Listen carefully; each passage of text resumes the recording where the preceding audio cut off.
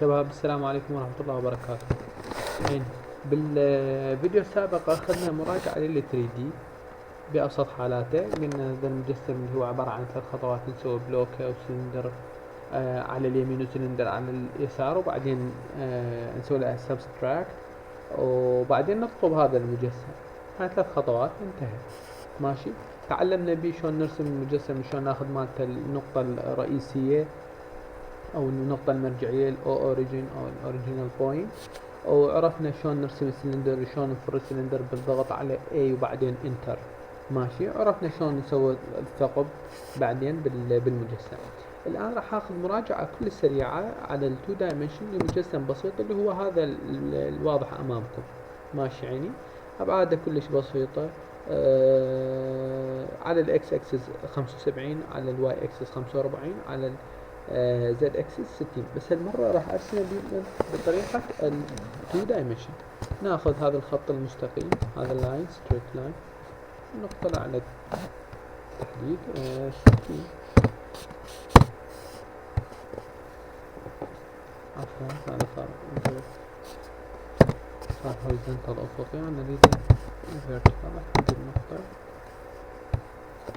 هذا 60.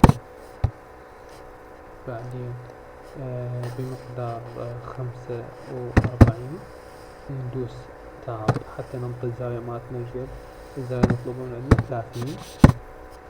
ماشي. نتحرك بزاوية 30 أيضا بمقدار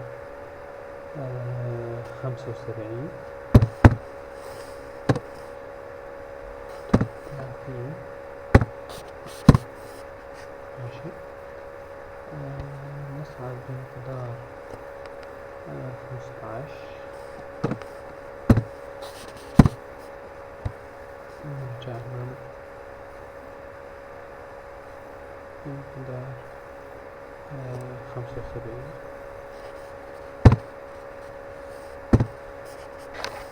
طبعا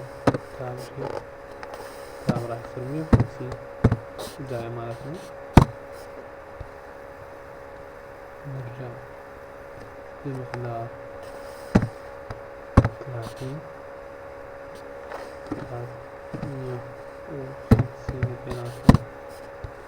نصعد بمقدار 30.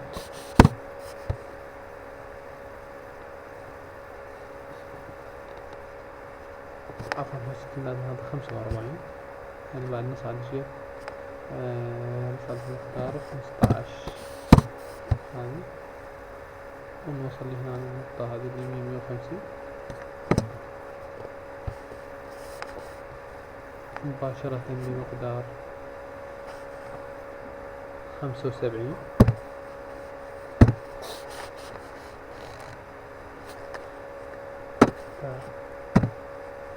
30.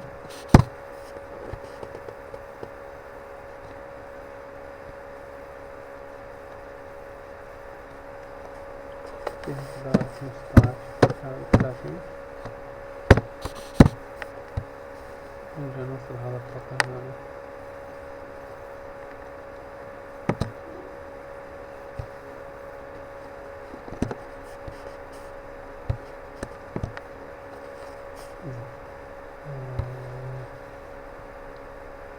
ناخذ الخط اضافي، نوصل على مسافة المجستيك من هنا. ننزل بمقدار 30 من هنا، ننزل بمقدار 45 من هنا.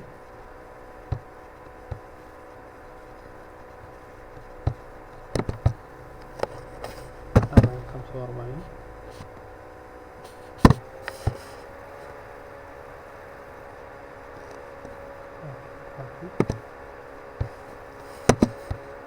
كانسل سكين بهذا الشكل. هنا المسافة عندنا إجمالا هي 75، هاي 15 يبقى عندي 60. إذا من هنا لهنا 30 و15 ب30، 30 ب30 60، وهاي 15 تصير 75. ماشي. فحتى حد هاي النقطة جدا تصير عندي، وهاي النقطة كذلك.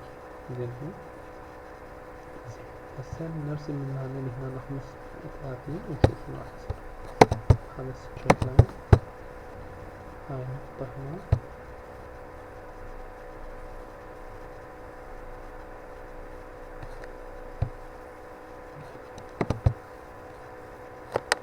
مقدار 30 تاب، 30 أيضا من الأعلى 6 قاطع.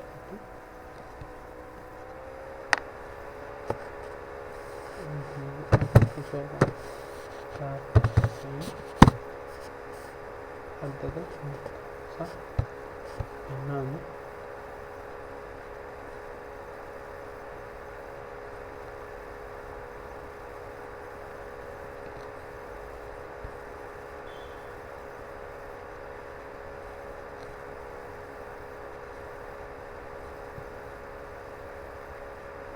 مثلا نقول حادثة،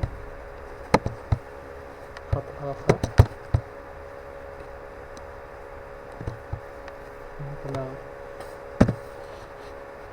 30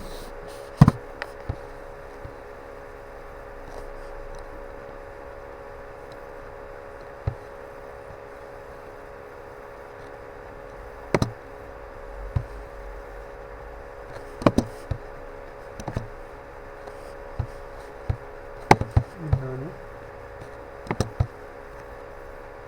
في مقدار 30 مقدار 150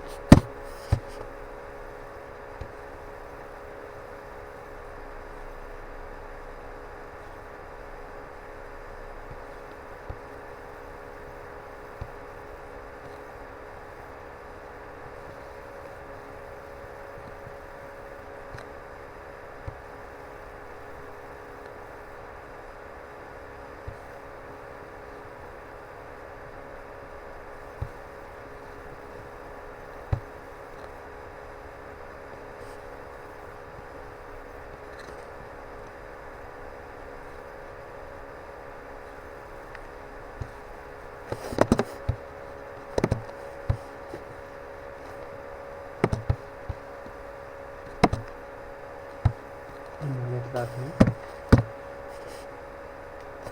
150 حددنا هاي النقطة.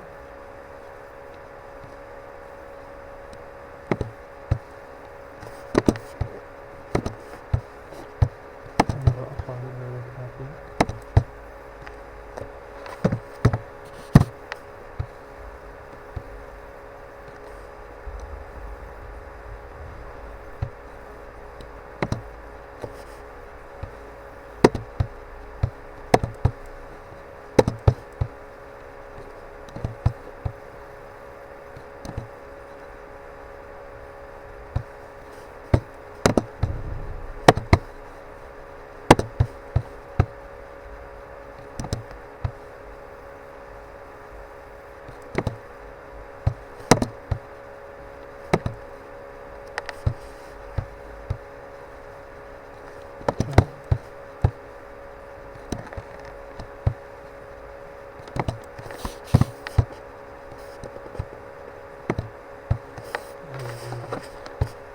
المسافات هذه. شوف انه هذا الشكل الثاني. طبعا اريد ان انوه لكم انه الدايمنشنز نحددها من هنا اللاين.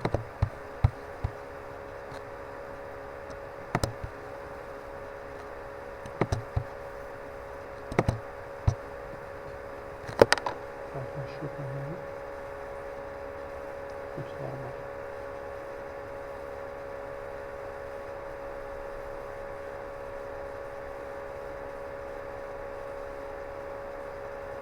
هذه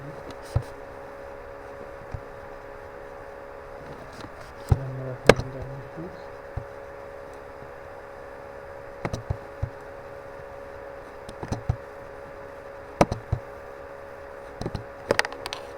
نجي نشوفها تبقى 15 هذه 15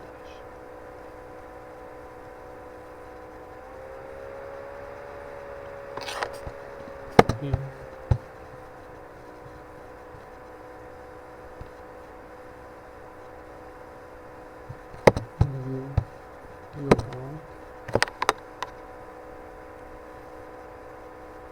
ماشي يعني احنا راح ننهي هاي شغلة الأبعاد.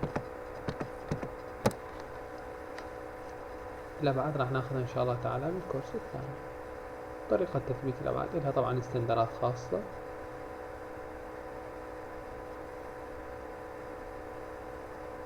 لها طبعا استندرات خاصة كل واحد وطريقة تمثيله. ماشي، هنا انتهى التمرين.